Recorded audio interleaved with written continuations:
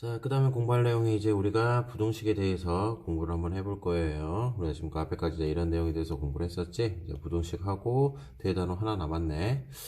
자, 뭐 부동식이라 해봤자 우리가 뭐 중학교 2학년 때부터 배워왔던 것들이죠. 뭐 크다, 뭐 작다, 이상이다, 이하다. 이런 것을 좀 더 심도 있게 우리가 다룬다라고 생각하면 되고, 부동식에서 일단 제일 중요한 건 뭐가 될까? 그렇죠. 음수를 곱하거나 나누면 부등호 방향이 바뀐다라는 거. 부등호 방향 바뀐다. 요것만 기본적으로 우리가 조금 기억을 하면 될 것 같아요. 바뀐다. 바뀐다. 대충 좀 써줄까, 선생님이? 그래서 요것만 조금 기억을 해주게 되면 어렵지 않게 문제를 풀 수 있을 것 같아. 음수를 곱하거나 나누면 부등호 방향이 바뀐다라는 거. 이제 거기서 좀 세부적인 내용들을 한번 문제를 풀어보고 바로 들어가도록 하자.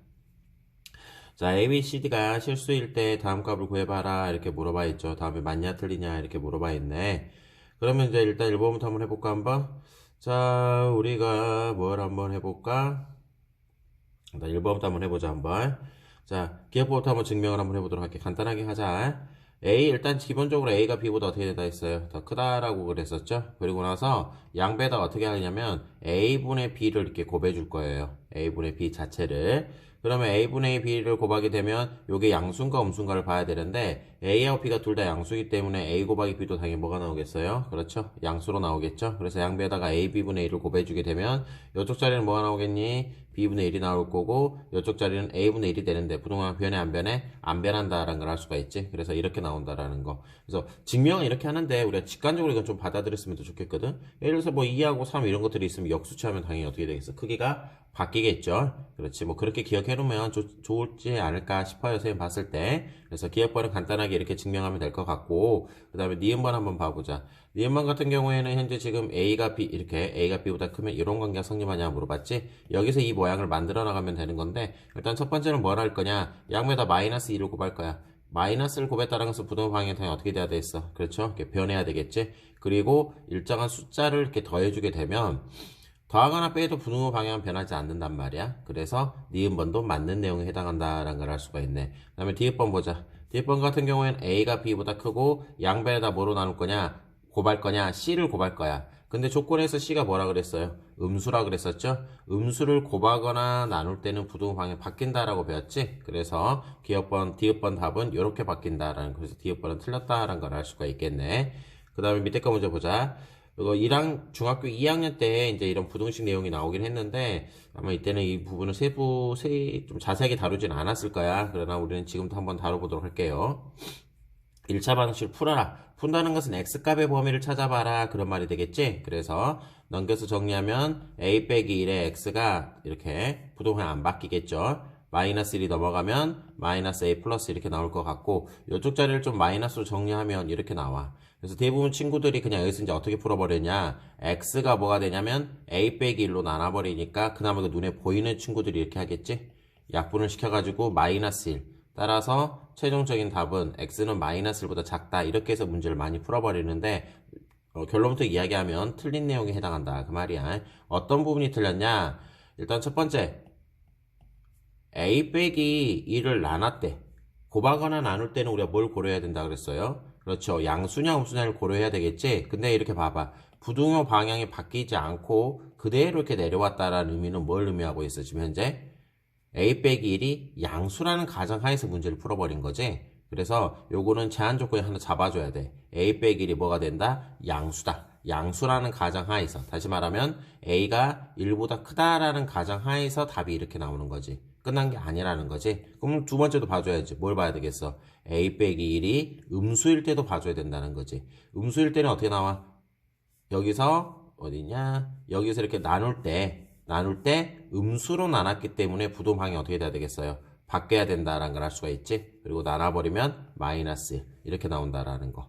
답은 아니야. 그리고 밑에 거 이제 부가조사 다시 설명을 하면 a가 이제 1보다 작다라는 결론이 되겠죠. 위에 것처럼 써도 되고 아래 것처럼 써도 되는데 될 수 있으면 이제 a 값의 범위니까 이렇게 잡고 들어가는 게 훨씬 더 나을 것 같아. 밑에 거. 그다음 이제 세 번째는 뭘 봐야 되냐? 다 끝난 거 아니야 아직. 뭘 봐야 되냐? 세 번째는 자, 0보다 크다, 0보다 작다. 이렇게 나왔잖아. 우리가 안 한 게 하나가 있지. 뭘 안 했을까? 그렇지. a 빼기 1이 0이다. 다시 말하면 A가 1일 때도 아직 안 해준 거라고 볼 수가 있다는 거지. 그러면 이제 우리가 A가 1이니까 대입을 해보면 0 곱하기 X가 이렇게 나올 거고, 그 다음에 여기는 그대로 갈 거고, A가 1이니까 0 이렇게 나오겠네. X에다가 어떤 숫자를 대입한다 할지라도 이 자리 자체가 0이 되기 때문에 0은 0보다 작다 이렇게 표현할 수가 있다 없다? 없겠죠. 그래서 이런 경우에는 해가 존재하지 않는다라고 볼 수가 있어. 그럼 이제 최종적인 답을 쓰면 이제 어떻게 써야 되냐? 여기 잠깐 여기 나와 있는 이 답을 볼게. 답을 쓸 때는 이런 식으로 해서 우리가 답을 정리해 줘야 된다는 거지. A 값에 따라서 해가 이렇게 된다라는 것처럼. 그래서 요것만 좀 유념해서 우리가 문제를 풀어주면 될 것 같아. 처음처럼 우리 첫 번째 것처럼만 딱 답 써버리면 안 된다라는 거 다시 한번 강조를 한다. 부등식에서는 어떤 숫자를 나눌 때나 곱할 때는 양수냐 음수냐를 항상 고려해서 나눠야 된다라는 거. 그거 유념해서 봐야 될 것 같아. 그 다음에 2번 문제 보도록 하자. 2번 문제 같은 경우에는 지금 현재 어떻게 나왔냐? 이것의 해가 이렇게 나왔지? 어찌 됐든 간에 우리가 중요한 것은 해를 구해야 되니까 x값의 범위를 찾아야 될 것 같고, x값의 범위를 찾는다는 것은 넘겨서 정리하면 이렇게 나오겠죠? 이렇게. 이거 넘긴 거야, 이렇게. 솔직히 더하거나 빼거나 할 때는 부동 방향 안 바뀌니까 그냥 바로 그냥 우리가 방정식 푸는 것처럼 넘겨버리면 되겠지? 그리고 반대로 이렇게 넘어오면 2 빼기 뭐가 나와? A 이렇게 나오겠네. 그러면 이제 이쪽 자리를 풀어줘야 되는데, 이건 다시 정리하면 2 빼기 A 일단 좀 정리하고 가자. 2 플러스 A의 X가 이렇게 나오겠죠. 2 빼기 A 이렇게. 그런데 이거의 해를 구했더니 해가 이렇게 나왔네. 뭐야? 부등호 방향이 어떻게 됐다는 거야? 바뀌었다라는 걸 알 수가 있겠죠. 이렇게. 바뀌었다라는 것은 이걸로 쌤이 이렇게 나눌 건데 2-A에다가 일단 정리하고 갈게. 2 플러스 A가 뭐가 된다는 걸 알 수 있어? 음수가 된다는 걸 알고 가야 된다는 거지. 음수가 되면서 이제 이걸 나눠버리면 X가 어떻게 나오냐? 부동을 바뀌면서 2-A에 2 플러스 A분의 2-A 이렇게 나와서 약분까지 되는데 요게 이제 얼마가 되냐면 마이너스 1이 된다는 거지. 뭐가? 2 플러스 A분의 1이 이게 이제 뭐가 된다? 마이너스 1이 된다. 그래서 이제 양변에다가 2 플러스 A를 곱해서 정리하면 1은 마이너스 2 빼기 A 이렇게 나올 거고 A는 넘기면 마이너스 3이 나오겠죠. 그래서 이제 최종적인 답은 3이 되고 이 답이 맞는가 틀린가 확인까지 해줘야 돼. 다시 대입해 봤을 때 이 조건이 맞아 떨어지느냐, A에다가 마이너스 3을 대입했을 때 이 자리가 음수가 나오느냐 안 나오느냐, 뭐 대입해 보면 5가 나올 거고 여기는 마이너스 1이 나올 거니까 당연히 음수가 맞아 떨어지겠지. 이게 안 맞아 떨어지면은 문제가 틀린 거겠죠. 그렇죠? 그래서 어찌됐든 간에 A는 마이너스 3이 된다라는 거, 여기까지도 우리가 한 번 더 문제를 봐봤던 것 같아요. 넘겨서 다음 거 바로 들어가자. 연립 1차 부등식이라 그랬는데 이 연립 1차 부등식은 좀 쉬워요. 우리가 연립 나오면 일단 쉬워. 뭐가 되냐? 부등식 두 개가 있었을 때 위에 것도 만족하고 아래 것도 만족하는, 동시에 만족하는 x값 범위 찾아봐라. 뭐 그렇게 해석할 수가 있다라는 거지. 이건 바로 문제로 한번 들어가 보도록 할게요. 그리고 여기서 우리가 연립에서 너희들이 많이 이제 간과하고 넘어간 것 중에 하나가 뭐냐면 수직선상에다 표시를 하는 게 중요하거든. 근데 이걸 암산으로 하는 애들이 있더라고. 수직선상에다 표시하는 게 중요하는데 요거를 암산으로 하는 애들이 있어요. 웬만하면 그렇게 하지 말고 초반에는 처음이니까 항상 우리가 뭘 해줘야 했으면 좋겠냐면 저기 수직선상에다 표시해서 연립, 공통인 부분을 찾아줘야 된다 그 말이야. 그래서 밑에 거 잠깐 하나만 풀어볼까 한번? 풀어주면 2x는 어렵지 않으니까 빨리빨리 나갈게. x는 4보다 크다가 1번의 답이 될 거고, 넘겨 정리하면 마이너스 3x가 마이너스 3이 나올 거고, 따라서 마이너스 3으로 나누면 x는 1 이상이 되겠지. 부동만 바뀌어야 된다는 거 유념해주고. 그런 다음에 이제 어떻게 해야 되냐? 요거를 눈으로 풀지 말고 초반이니까 우리가 항상 이렇게 수직선상에 표시해줬으면 좋겠어요. 하나는 1 이상, 색칠이 들어가지 이상. 그 다음에 하나는 4보다 크다. 그럼 이제 공통으로 만족하는 부분이 답이 되겠죠? 이렇게. 그래서 1번 문제의 최종적인 답은 x는 뭐보다 크다? 4보다 크다. 이렇게 해서 정리할 수 있다라는 거. 그 다음에 2번. 2번도 하나 해보자. 그래도.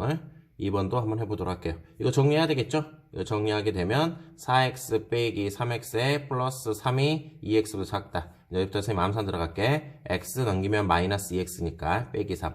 따라서 x는 3보다 크다. 여기서 선생님 좀 암산 좀 할 거예요. 선생님이. 이렇게 나올 거고 밑에 거는 5x 빼기 11이 넘기고 2x 플러스 2 이렇게 나올 거고 넘기면 3x 이렇게 나오겠죠? 그 다음에 넘기면 계산하면 얼마나 나올까요? 13 나와야 된가 이렇게? 따라서 두 번째 건 어떻게 나오냐면 두 번째 거 답은 x는 3분의 13보다 작거나 같다.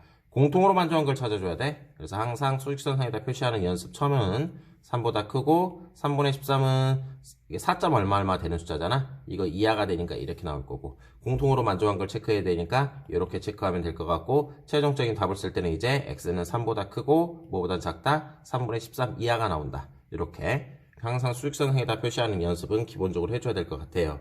넘겨서 다음 거 하나 봐보자.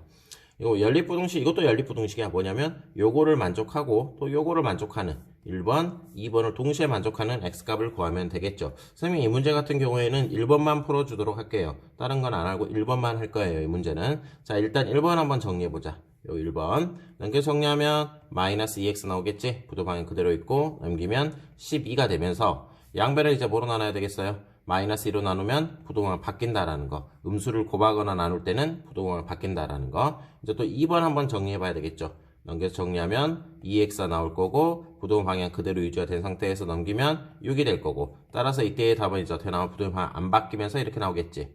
최종적인 답을 쓸 때는 당연히 뭐가 돼야 돼? 요것도 만족하고 요것도 만족하는 공통인 부분을 찾아줘야 되기 때문에 하나는 마이너스 6보다 크다 이렇게 나올 거고 하나는 3 이하다.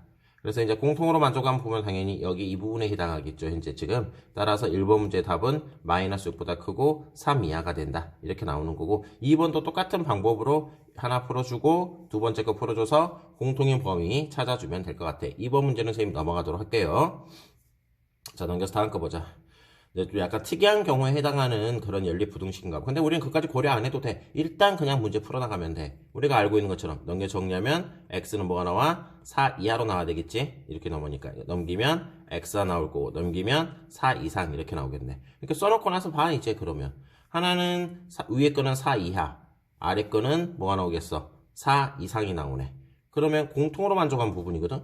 그렇지. 여기 공통으로 만족한 부분이니까 답이 뭐가 나오겠어? 4가 딱 하나밖에 없겠죠? 그래서 1번 문제는 보통 기본적으로는 우리가 연립 부등식이라고 한다면 뭐 사이 있다 또는 뭐보다 크다 그렇게 나오는데, 이 1번 같은 경우 특이하게 답이 딱 x는 4 부등호를 쓰지 않고 답이 나온다라고 보면 될 것 같아요. 자, 그 다음에 넘어가서 2번 문제 보자. 2번 문제를 하기 전에 만약에 그러면 이런 게 있다고 보자. 하나가 어떤 수보다 크고 다른 하나가 어떤 수보다 더 작거나 같아.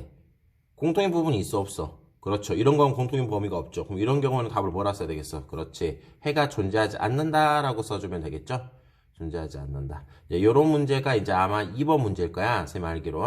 그래서 2번 한번 정리해보고 1번 밑에 거, 위에 거 정리하고 아래 거 한번 정리해서 이렇게 수직선상에다 표시 한번 해보세요. 해보고 안 되면 선생님한테 한번 물어보면 될 것 같아요. 그래서 일단 2번 문제는 이렇게 나온다라는 것까지만 설명하고 이 2번도 넘어가도록 할게. 자, 넘겨서 다음 거 보자. 해가 이렇게 나왔대. 문제 자세히 한번 째려보자. 여기 부분 있지, 요거.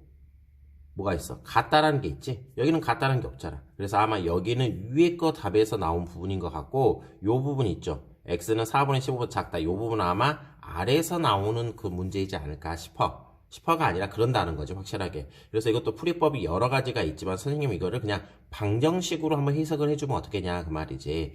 부등식 같은 것도 결국 중요한 것은 풀이하는 기본적인 과정이 뭐로 나왔어? 방정식으로 나왔잖아, 이렇게. 그래서 막 너무 이양하고 막 그랬었잖아. 근데 이제 하나 유념할 때는 음수를 곱하거나 나눌 때만 부등호 방향이 변한다. 거기서 좀 유념을 하긴 했었잖아. 그래서 여기는 차라리 부등식 문제로 푸는 것보다는 선생님 봤을 때는 방정식 문제로 풀어주는 게 훨씬 낫지 않냐 그 말이야. 무슨 말이냐면 위에 거 식을 다시 정리하면 2x 플러스 5는 3x 플러스 이렇게 방정식으로 바꿔가지고 넘기면 마이너스 x가 마이너스 3이 되고, 따라서 x가 얼마 나와? 3 이렇게 나오겠지. 이 3이 바로 뭐가 되는 거냐면 아마 b값으로 나오지 않냐라는 거지. 아마가 아니라 확실하다라는 거지. 왜? 같다는 표시가 있고 있는 건 이 부분이니까. 그리고 이 4분의 15라는 것은 또 뭐냐면 결국은 아래 거 부등식에 뭐가 되냐? 방정식으로 해석하자고. 방정식의 하나의 해로 해석할 수가 있다라는 거지. 18 마이너스 3x 빼기 6 이렇게 나와서 넘기면 4x 나올 거고 12 플러스 a가 되겠네. 따라서 x는 얼마가 된다? 4분의 12 플러스 a가 되는데 요게 바로 뭐냐면 4분의 15하고 똑같지 않을까라는 거지. 그래서 A가 얼마로 나와? 3. 선생님 봤을 때는 차라리 이렇게 풀어주는 게 그래도 나중에 이제 대부분 친구들이 나중에 되면 이렇게 풀어버리더라고 그냥. 그래서 뭐 답지처럼 풀지는 않고 선생님이 이거를 뭘로 해석했다? 방정식으로 해석했다라고 봐줬으면 좋겠어요. 근데 이제 만약에 여기도 같다는 표시가 있고 여기 다 같다는 표시가 있어. 그러면 어쩔 수 없어. 뭐냐면 실제로 위에 거 정리하고 아래 거 정리해봐야 된다라는 거지. 근데 여기는 확실하게 이렇게 구분이 돼 있기 때문에 이거는 그냥 방정식으로 갖고 왔었으면 해석을 해줬다라는 거, 그렇게 보면 될 것 같아요. 넘겨서 다음 거 하나 보자. 해를 갖지 않는다.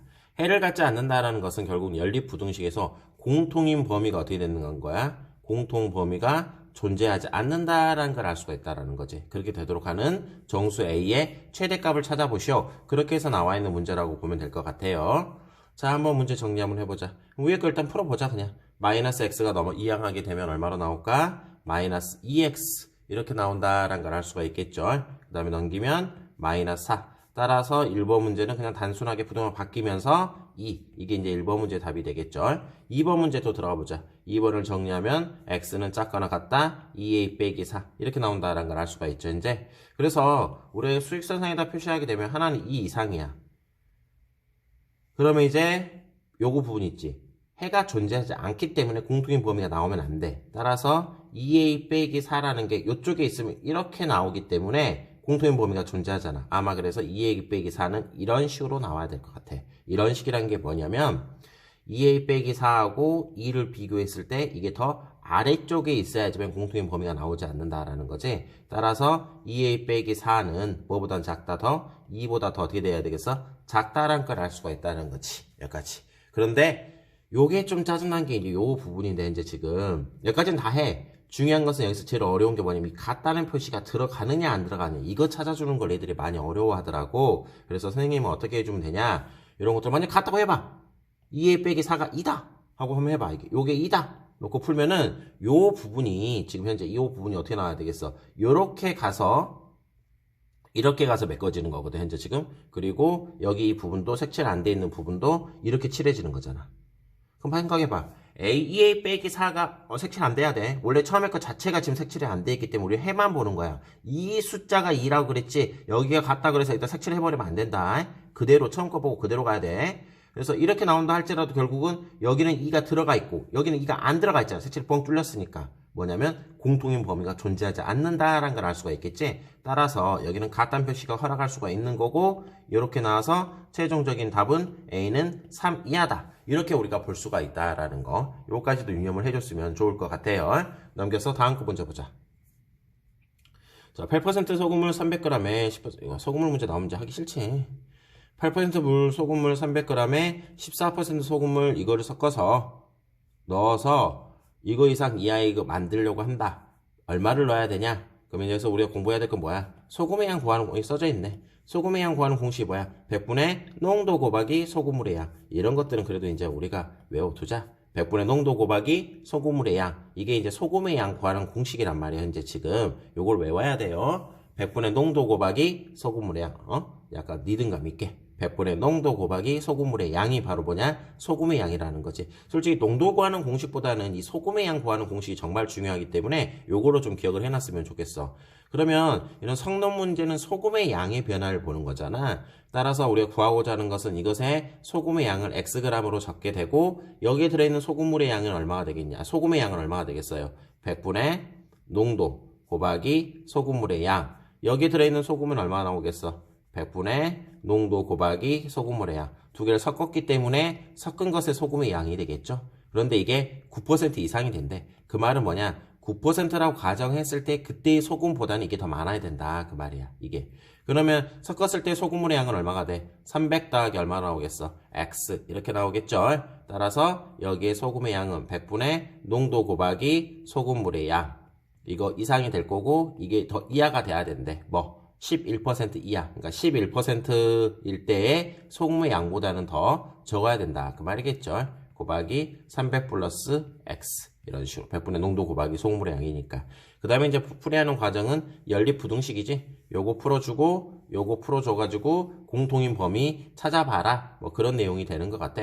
뭐 간단하게 정리만 하면 뭐 이런 것들도 우리가 배꼽하고 출발하면 훨씬 편하겠지. 2400 더하기 14x. 여기까지만 쓸 거야. 더 이상 안 할 거야 계산. 11 곱하기 300 플러스 x. 그래서 요거를 만족하는 부등식 1번 찾고 요거를 만족하는 2번 부등식을 찾아서 공통인 범위를 찾아주는 게 일단 이제 최종적인 답으로 나오겠지.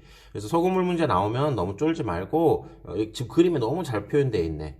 섞었을 때 우리가 어떤 농도에 관련된 문제는 소금의 양의 변화를 살펴봐라 그 말이야. 지금 여기 표시한 게 지금 뭘 더했냐라는 것은 여기 있는 소금과 여기 있는 소금이 그죠? 9%일 때의 소금보다는 9% 소금일 때보다는 더 많을 거고 11%일 때의 소금보다는 더 적다. 그걸 이렇게 그림으로 표시해 놓은 거야. 이렇게 그런 식으로 우리가 해석을 하게 되면 소금물의 문제 나와도 어느 정도는 그래도 풀어내지 않을까 생각해 봤을 때는 쉽다. 일단 여기까지 한번 정리를 한번 해보도록 할게요.